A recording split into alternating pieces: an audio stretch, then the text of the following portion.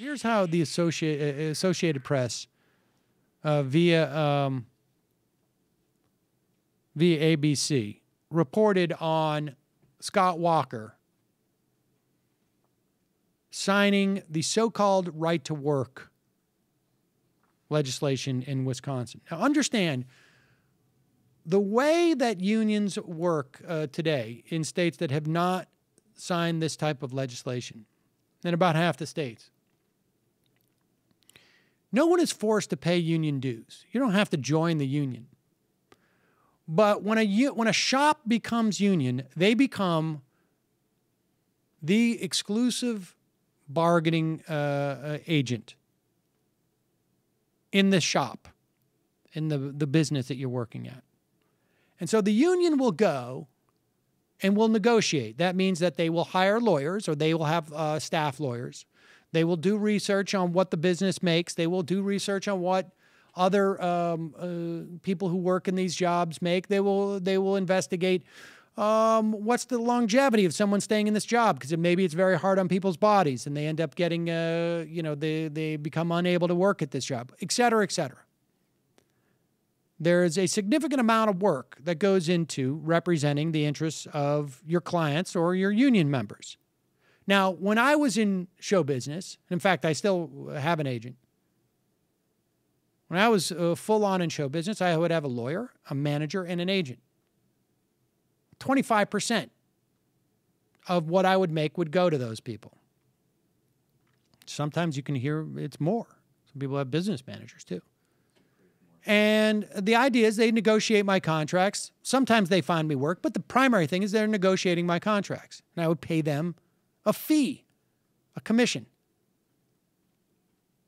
It is the law in half the states now, and it used to be in Wisconsin as of last week, that you don't have to become a union member. You don't have to pay union dues, but you do have to pay what is known as a fair share or an agency fee. A small amount annually to pay the union for negotiating on your behalf, because you get all the benefits in that situation. So that is what a right-to-work legislation basically does. It destroys unions in that way, because why would you, if you didn't want to join a union, why would you pay them an agency fee if you didn't have to? You just take the benefits of being, even on this show, there are literally thousands upon thousands of people who decide they're not listening now, but I'm not even going to support the free show. Why should I? Other people are supporting it. That's just human nature. So I want you to listen to the way that this is framed in this story. The headline, Wisconsin governor signs bill ending mandatory union dues. There was no mandatory union dues, ever. There was an agency fee. Wisconsin Governor Scott Walker on Monday signed into law a measure that prohibits requiring a worker to pay union dues. Again, not union dues. Union dues is separate. Striking another blow against organized labor 4 years after the state effectively ended collective bargaining for public sector employees.